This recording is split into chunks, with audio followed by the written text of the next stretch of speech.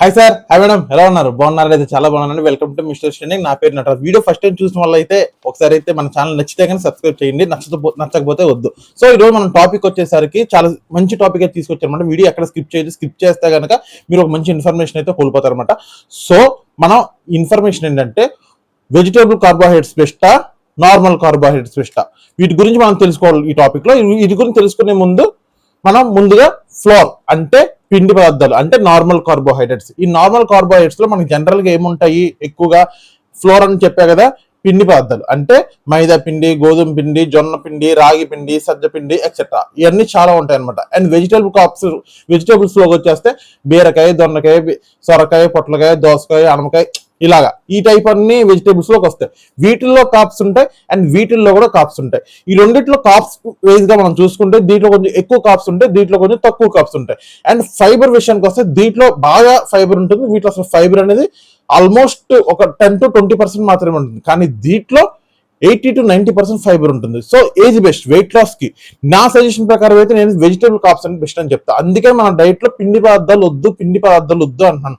Vegetables ఎక్కువ ఇచ్చుకోండి అంటున్నాను. వెజిటేబుల్స్ కాప్స్ ఉంటాయి, మన బాడీలో కాప్స్ అనేది కంపల్సరీ కావాలి. ఆ వెజిటేబుల్ కాప్స్ లో ఇస్తున్నా, సింపుల్ అనమాట.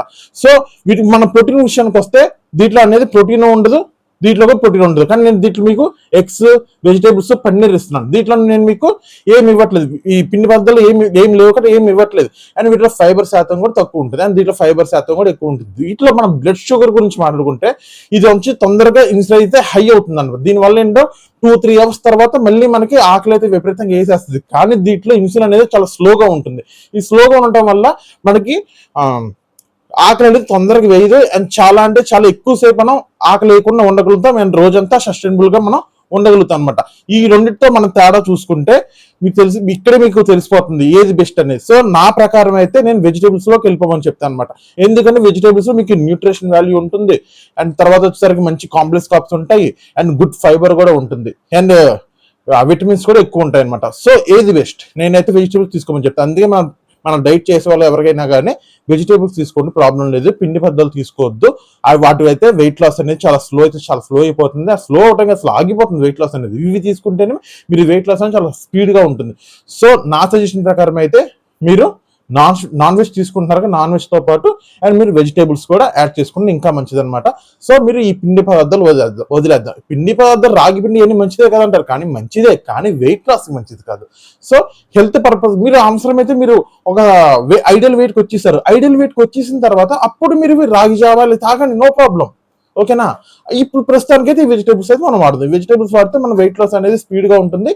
మన ఐడియల్ వెయిట్ వచ్చేసిన తర్వాత వెజిటేబుల్స్ తో పాటు మీకు నచ్చిన రాగి జావాని, మళ్ళీ చపాతీలు అని అన్ని తీసుకోవచ్చు, నో ప్రాబ్లం. ఈ రకంగా మనం చేసుకోవాలన్నమాట. వెయిట్ లాస్ ఎప్పుడైనా కానీ స్పీడ్ గా ఉండాలంటే, మంచిగా హెల్తీగా ఉండాలంటే మన వెజిటేబుల్స్ అనేది చాలా ఇంపార్టెంట్ అనమాట. అంటే వెజిటేబుల్ కార్బోహైడ్రేట్స్. సో అది ఫ్రెండ్స్, ఈ రోజు అయితే ఈ టాపిక్ అయితే మనం మాట్లాడుకున్నాం కదా. నెక్స్ట్ టాపిక్ అయితే మనం అయితే మీ ముందుకైతే మళ్ళీ వచ్చేస్తాను. అప్పటి వరకు సీ యూ, టాటా, జై హింద్, నమస్తే.